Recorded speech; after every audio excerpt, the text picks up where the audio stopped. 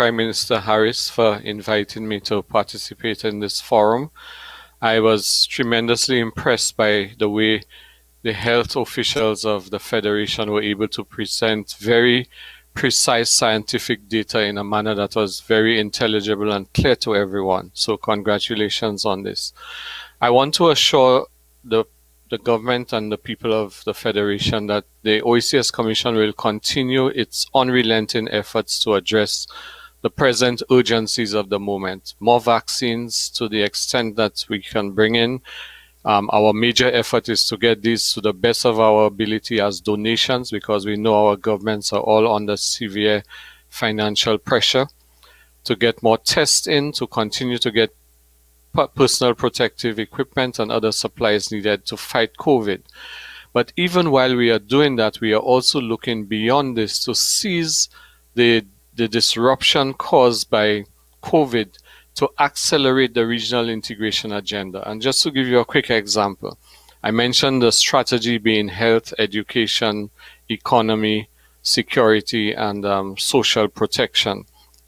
On the education front, we're talking about, we have working groups of the top education curriculum people, psychologists, a range of expertise from all the member states looking at how do we ensure the continuity of learning and how do we redesign education for a future that will very well mean that education will be both physical and virtual for going forward, a very different form of education.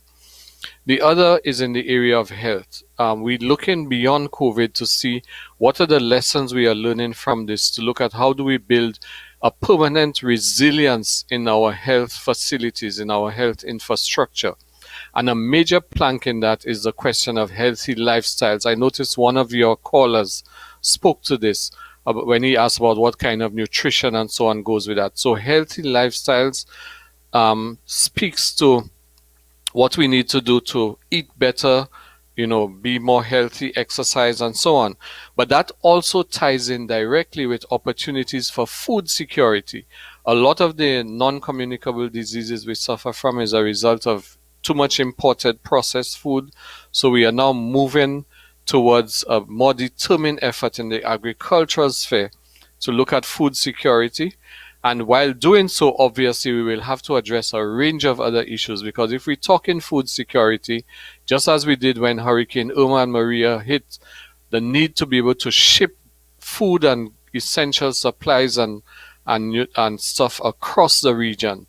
So how do we use our food security initiative not only to guarantee healthy lifestyles at the national level, but how do we use that as a lever to boost intra-regional trade and therefore cut back on our food imports?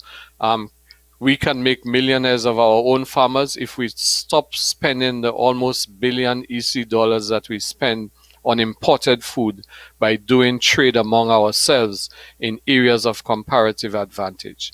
Thank you very much for the opportunity, and I'm really happy I was able to participate.